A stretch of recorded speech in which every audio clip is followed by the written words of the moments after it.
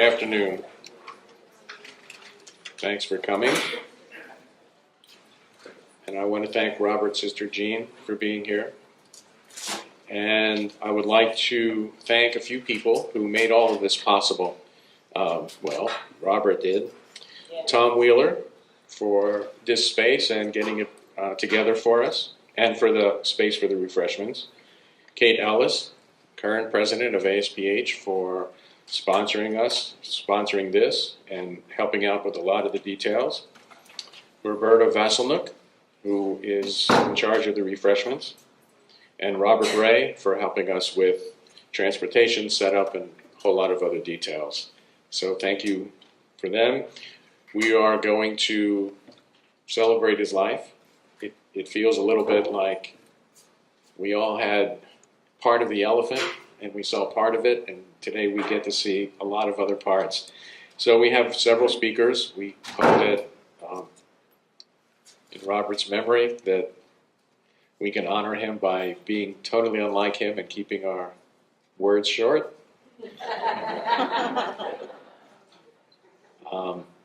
And I will ask the speakers just to come up when it's your turn. And Kate, you're the first one up. Yeah. Okay, let's see how we're going to do this. Thank you.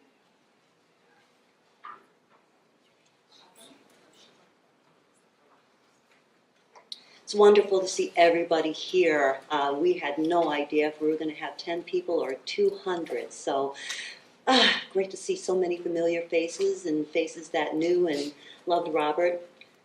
Robert was one of my favorite people, is one of my favorite people. He's doing okay. I'm a clairvoyant, so I picked up on him. So if anybody's worried about him, he's doing excellent, and he's here with us today. Robert came into the meeting, the ASPH meeting, harried one day, maybe about 4 years ago, and he's huffing and puffing, and he's like, I'm sorry I'm late. He goes, I was with a bunch of physicians, and I was teaching them how to meditate, and one of them was meditating in the circle of all these other physicians, and he began floating off the ground up to the ceiling, and we couldn't get him down. That's Robert. He has been privy to a lot of amazing things throughout his life. He was president for many times, and I had the honor of being his vice president, I believe, for 2 years during the last stint of when he was president. So I'm looking forward to hearing everybody's stories. Welcome, and I'd like to turn it over to the next speaker, please.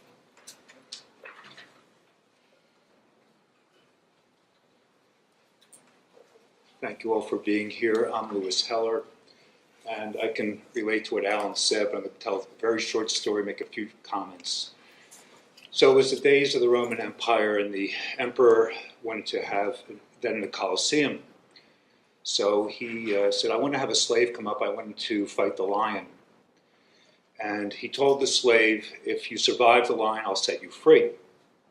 So the day came, and they brought the slave in, they let the lion loose, and everyone's cheering in the crowd. And the slave walked over to the lion, and he whispered something in the lion's mouth.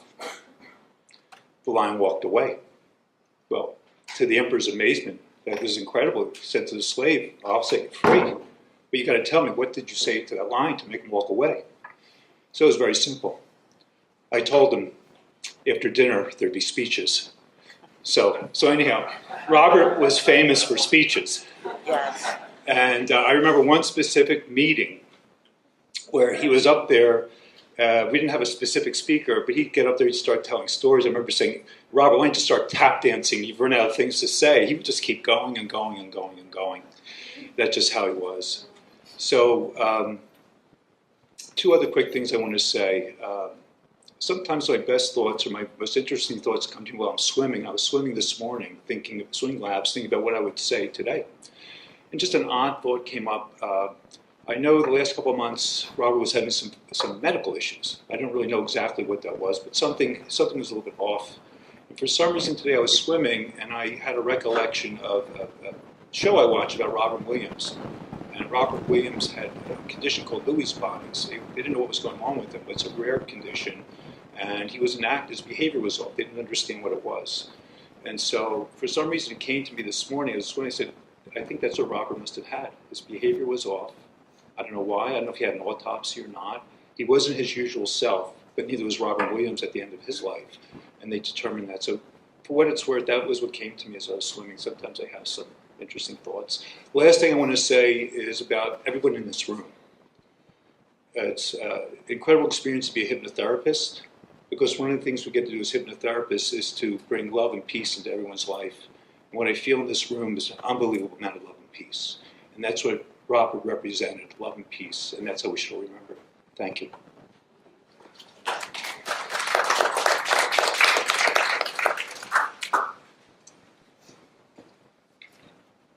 I will say, first, my name's Marni Holly. And Bob, I don't remember when I met Bob. Seems like he was always kind of around somewhere. In the year 2000, I was ASPH president, and he was the vice president. Bob was a great guy. And when I heard he had transitioned, I can't express the depth of emotion that I felt. I'm not going to try, because there's no words really to say at a time like this. What I will mention is that right after I heard about Bob passing, there was another gentleman. I don't know how many here may remember him. Dan Bounds. He didn't come to many meetings, I believe, but he was a student of mine. And he took the class because he wanted to become an entertainer. And then so with Dan and Bob passing, I'm really into photography now. Sometimes when I'm working on things, something will come to me. And as they say, a picture is worth 1,000 words, so this one will take long. I went to North Carolina in July. It's called waterfalls. And how does this bring Bob into it? Well, on this side I see Dan as an entertainer. He was full of energy, happiness, had people laugh. If laughter is good medicine, he passed out a lot of medicine. But Bob, he's a therapist, a great therapist. I didn't work with kids for a long time. Not that kids were a problem. The only problem with kids is they come with parents. And I don't do family therapy, you know. Bob could handle both, so I would refer people to him. People I referred generally said he solved the problem. It was great. He even helped me along with my kid. And there were some other issues that he would help them work through. That was Bob. So on this side of the waterfall, I see Bob. I'll tell one quick story. I know we all could probably go on way too long talking about Bob, but I remember one story told where he was in his office. He had a guy come in.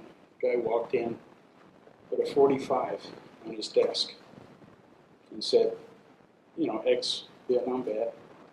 And the guy said, somebody's going to die today. And Bob, being intuitive the way he was, he just looked at him and said, how much does it hurt? How much does it hurt? And the guy started crying. And that was the end of the gun issue, you know. So Bob, people would come in a place of darkness, feeling blue, and he would bring them from the darkness down into the lightness, bring them back. And so this is kind of like an image that has the emotion and kind of those two guys that, for me, come together and into lightness and then into stability. I don't know how many get that, but anyway, I'll just leave it up here if anybody wants to take a look at it.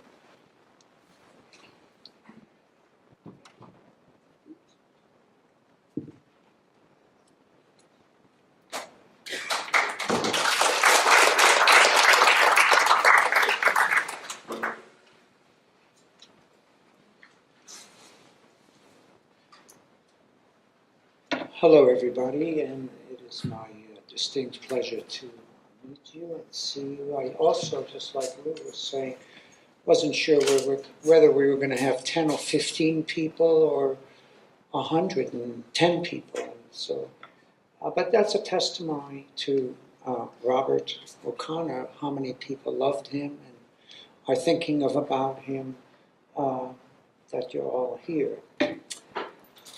I met, and by the way, I served with Robert on the board. I first started as secretary of ASPH, Arizona Society of Professional Hypnosis.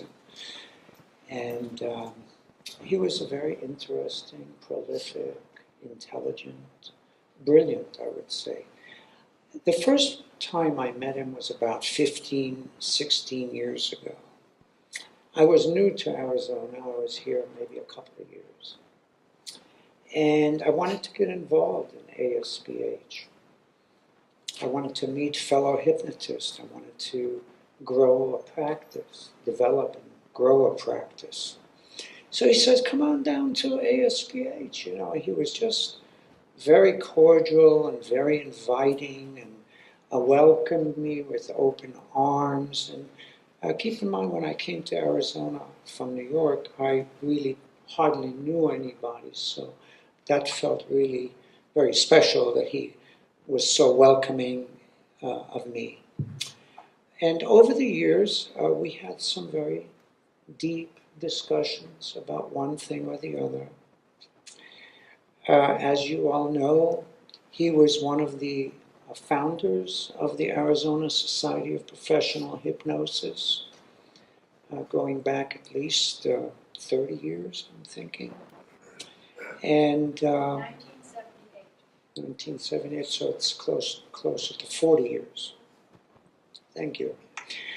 I found Robert to be a thinker and an innovator. He moved beyond traditional hypnosis that we were trained in to develop newer techniques and other ways of communicating with people and getting down to their real pain. I was born in Israel originally. I'm an immigrant to this country. And I was pleasantly surprised to find out that Robert had visited Israel on quite a few occasions. So that was a very, very pleasant surprise. I admired him. In fact, there were times I thought of him as kind of like a good-looking Sigmund Freud. You know, with the white beard, but of course much taller, certainly more handsome than Siggy. We're here to commemorate and remember good things about Robert, and that's why I'm here. He was an innovator, a thinker, and a good friend. Thank you.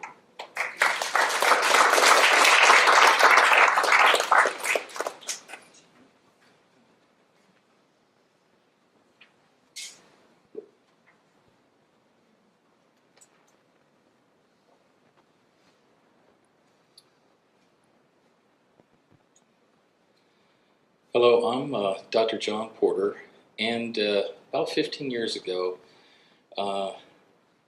another doctor, Doris Rapp, said, you've got to meet this wonderful human being. Not only is he a great person, but emanates everything that you want to see what is alternative or complementary to allopathic medicine.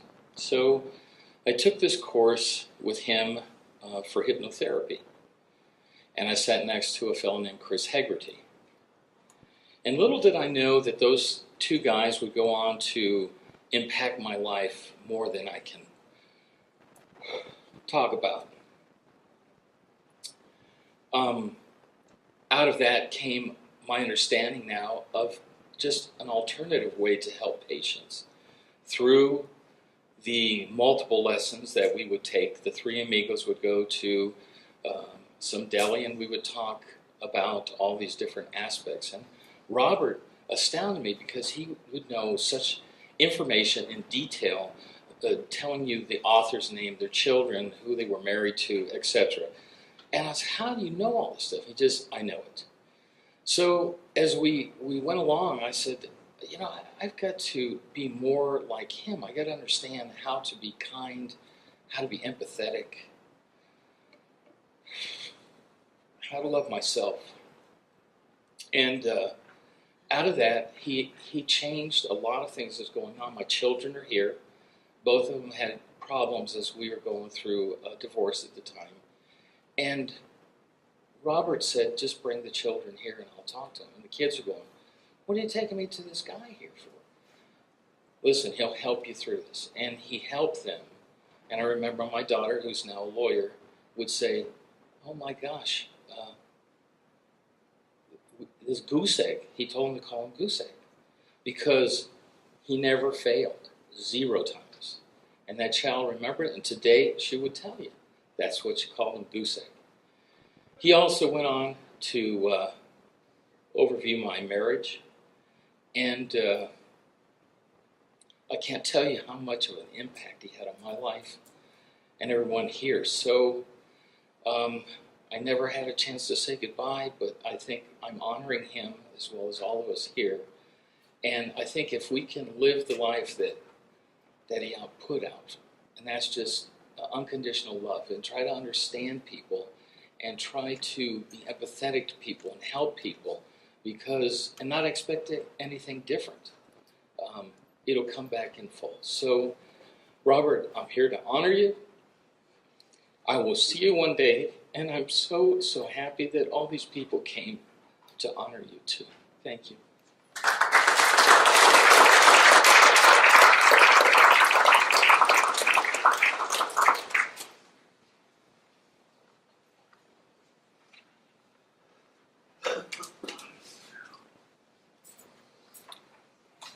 My name is Jim Dede.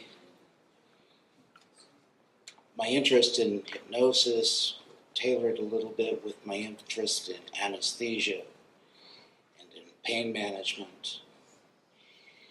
My brother John introduced me to Robert. He says, you gotta know this guy, you gotta know this guy. Ended up, I took several of his hypnosis seminars, and we've done many things over the years. And the most amazing thing that I think I can remember from Robert was he had this talent of being able to hone in on 1 or 2 key points that may be buried underneath the surface of whatever was going on.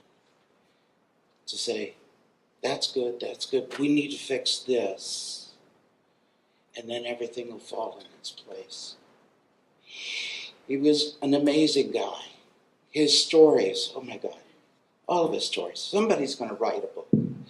You know, it's almost, the kangaroo story. This, that, and the other thing. He had everything he could. He had a story for everything. But the most amazing thing, I think, that he was able to touch everybody he met spiritually and help to instill upon themselves that they have the power within them to handle whatever kind of challenge, whatever kind of problem was perplexing them with their life at the moment. He just had a beautiful way of honing in on the problem and sometimes nursing someone through until they had time to deal with it. He would send some folks to John, some folks to myself for fine-tuning either a medical aspect of pain management or to help build up the body in a certain way. But he certainly knew that the power of the mind was first and foremost above whatever was going on physically with the body. And if you could work with the mind first, you'd fix 99% of the problems that you had to deal with. I know Robert is in a happy place. I get reports and feedback that he's enjoying life. I know from my spiritual perspective, I will see him again. And with the way that the world seems to be going lately, it may be sooner than later. Everything is the worst. This is the worst hurricane the Atlantic has ever seen. This is the worst earthquake Mexico has seen in over 100 years. You know, this is the most rainfall Houston has ever had in the history of Houston. You know, this is going to be the year of the worst.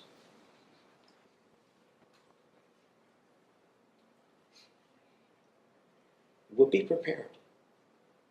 Because within us, he touches the spirit that says, you can rise above this. You know, all the things that are happening and falling apart around us don't need to really influence the way we think and feel. That we have the choices. We can choose how we want this to influence us. He was a powerful man. Just an amazing guy. I was going to start this talk off on Robert, the man, the myth, the legend. He was all those things. God bless you, Robert. And I am so honored to have known you. Thank you.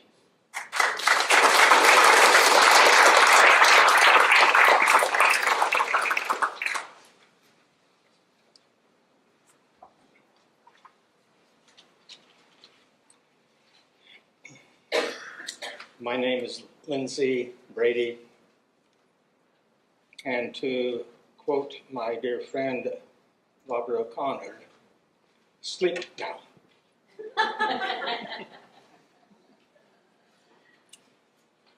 I've been asked to say a few words.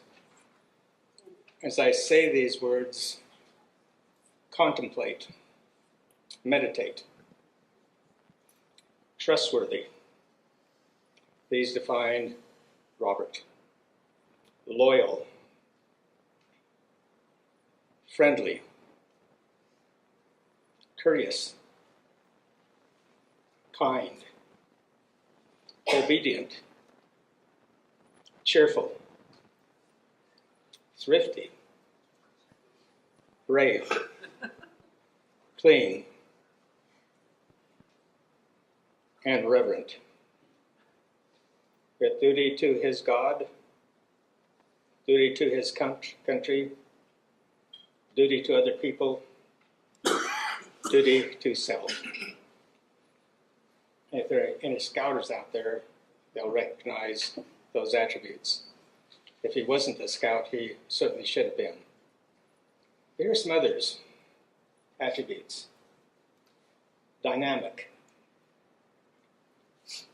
leader, principled, intelligent, empathetic, resourceful, generous, dedicated, a loving friend and companion, always striving for excellence.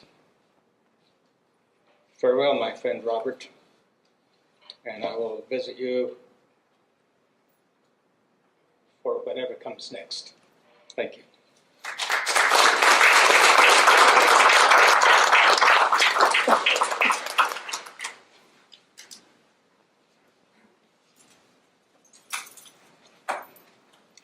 This is another part of Robert. There are many parts. A child of the earth, Robert OConnor. As I am a child of the earth, I shall inherit from the central fire of the universal dream a radiant love that will warm all with tears and laughter, inspiring to essential life the bloom and seed of eternal hope. That fire shall quiver as the life force flows. That presence shall witness the life force grow. As I am the mother of the earth, I shall bear the fruits of an able and fertile land. For the sacred roots of life will be cradled in my womb.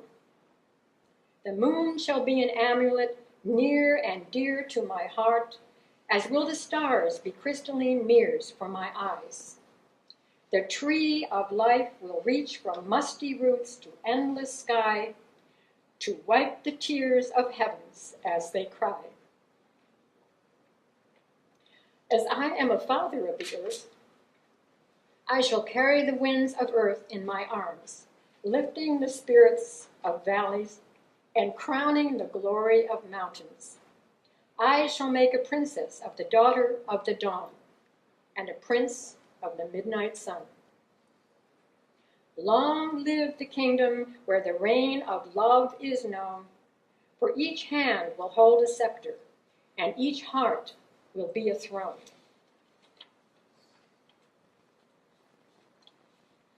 Elegy, Carol Adler. So when it finally comes, what shall we say? This death, as awkward and oversized as an infant's head, queasy and uncertain as the morning sun when it pauses on the horizon as if it too wonders where to go next. Which spaces will be open enough when God knows it can't help but enter? Yet unlike mere daylight, no innocent invasion, no eagerness that widens to illuminate, not this wound. For it is more the slow pour of salt in an acceptance already smarting, a fistful of dust flung in the eye for a deliberate blinding that never holds and has no illusions. So nothing except maybe the recitation of facts about another yield, premonitions that have finally borne their fruit and are now picked clean, fields that must finally be bedded down by the sower's plow and those who gleaned.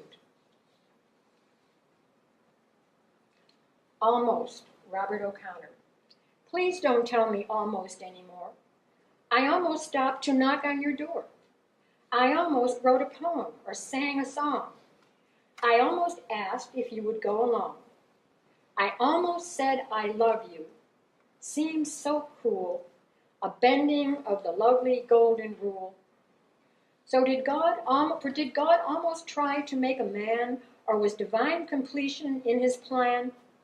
Would he almost cause the rose to bloom in spring?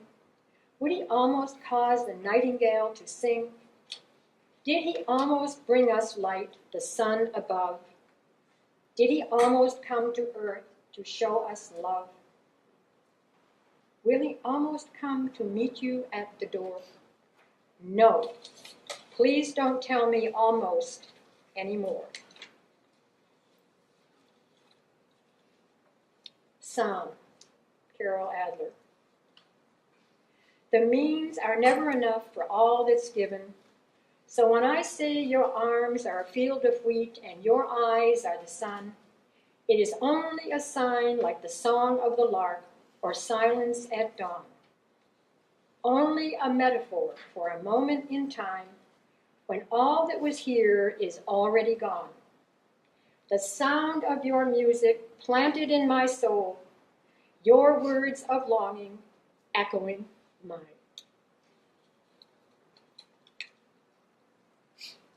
The wisdom of a droplet, Robert OConnor. You come to me and you say, a wise man I must be, and I bid to you, my son, learn a lesson from the sea. For it is not within the drop the story for is it not within the drop the story of the sea is told? It is surely present there, for you it must unfold. For can't you see you cannot carry the entire pulsing sea, but is one drop too much to hold within you, within me? So as you walk upon the path, seek not to grasp it all. Merely retain the essence, and short you will never fall. For is it not the essence that unites the heavens to earth? And is it not the essence that remains eternal through death and through birth? Remember this, if nothing else. The essence within you lies. When this is sought in quiet thought, you too will soon be wise. Night Song, Carol Adler. If there should be crying that nobody hears, or hands that spill empty, eyes that spell fear, then let me be chosen to fill those hands and dry those tears. Let me be appointed to put up stakes, drop crumbs, or leave something behind. So when night closes in, refusing the dawn, when hope that was given is already gone, at least I can lend you from the sigh of the wind or sweep of a wing soaring upward, a little grace, a little sign.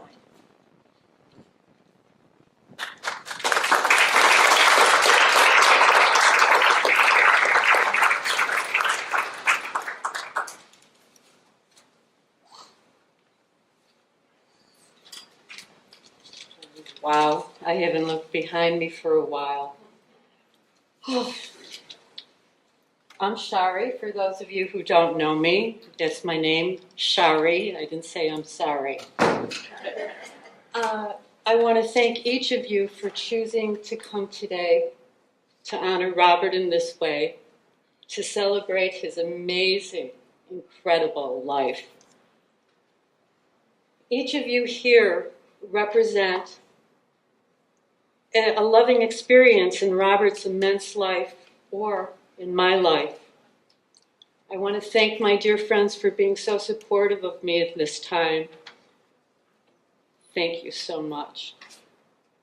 This room is filled with wonderful, loving memories of time you experienced with Robert. Memories of a man whose personal, positive magnetism was felt when he entered a room.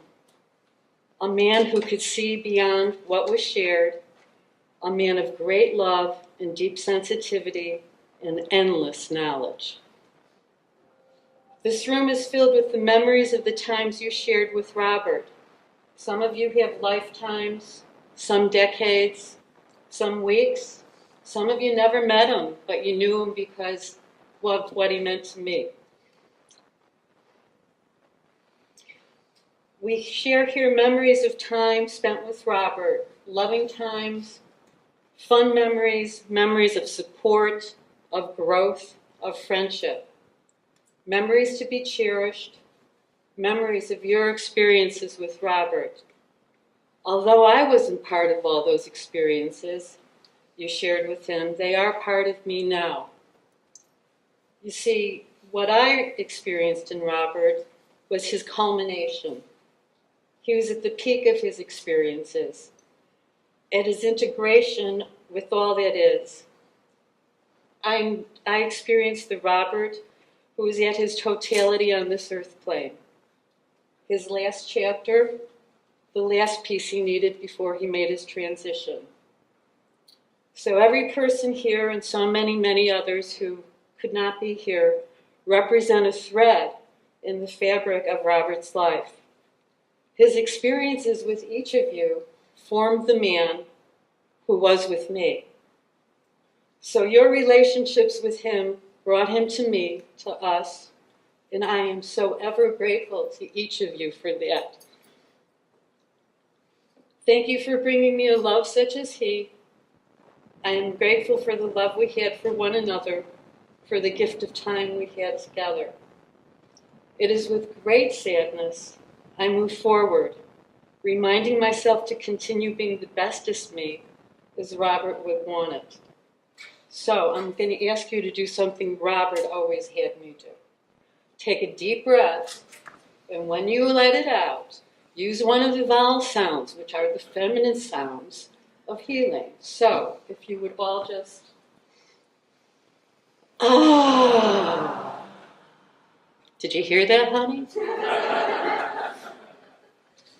I have a poem that was sent to me by a dear spiritual sister that I'd like to share with you before I conclude what I have to say. And here we go. When I come to the end of the road and the sun has set for me, I want no rights in a gloomy filled room. Why cry for a soul set free? Miss me a little, but not too long, and not with your head bowed low. Remember the love that we once shared. Miss me, but let me go. This is a journey that we all must take, and each must go alone. It's all part of the Master's plan, a step on the road home. When you're lonely and sick at heart, go to the friends we know. Bury your sorrows in doing good deeds. Miss me, but let me go. Namaste. Thank you.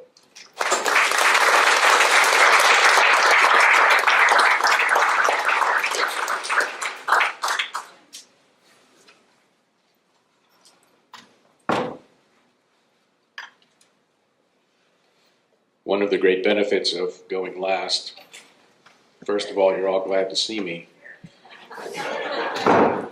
And I don't have much to say because everybody else has said it.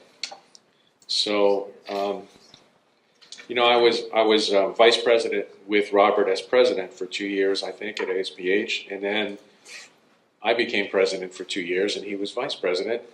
And then we switched again, and then he was president, and I was vice president. And all I can say is that I cherish my 6 years as vice president.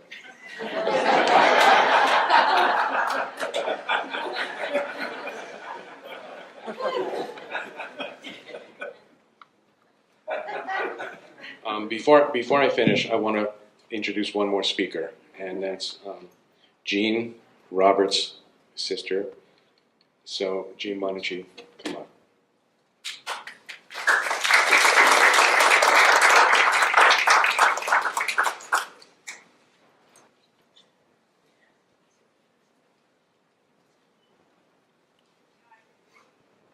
I'm not a speaker like my brother, but I wasn't even going to speak, but I just wanted to round out this whole thing and tell you about the Bob you guys didn't know. He was a brat. He picked on me a lot, but we had a very special relationship. I was his baby sister, and the minute I was born, he decided he was going to be the one. Don't look at me.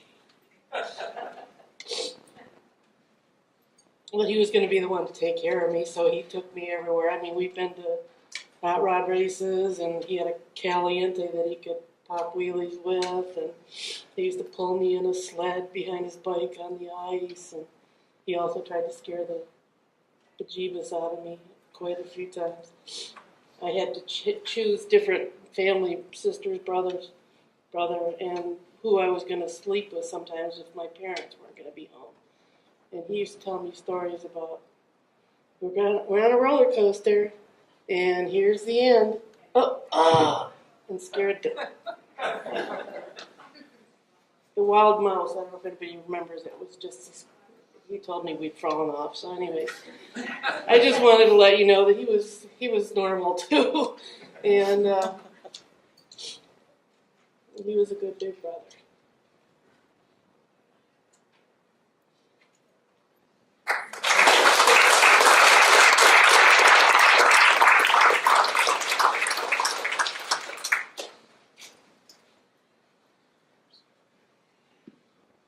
So Robert was normal. Jean, we're going to have to take your word on that. I got pictures. Jean said she has pictures. I first met him when Chris Hagerty told me to give him a call and take his training.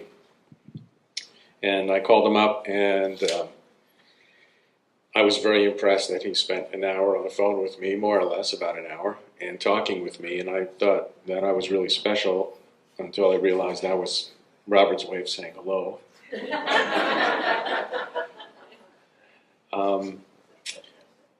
He loved great singing, which is why I'm going to be playing the flute. After I'm done, that's the end of the program and the end of the celebration. Well, it's not the end. There are refreshments. What I would ask is if the speakers would, if everybody would stay where you are for a few moments while the speakers can go in and eat all the really good refreshments first. And we'll be with you in about 45 minutes. I'm going to play so that we can express what maybe cannot be expressed in words. All I'll say to sum it up is that Robert said a lot of things. I think I made that clear. Some things were hard to believe, but he made it easy to believe in myself. So I'm going to play over there because the light's better, and I don't wear these so I can hear better.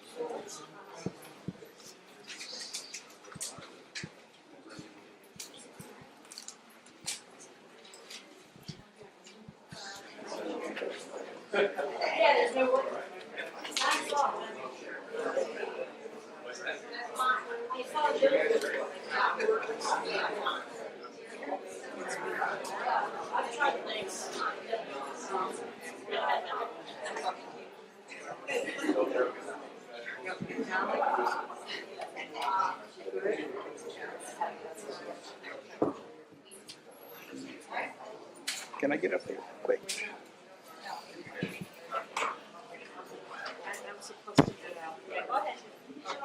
Yes.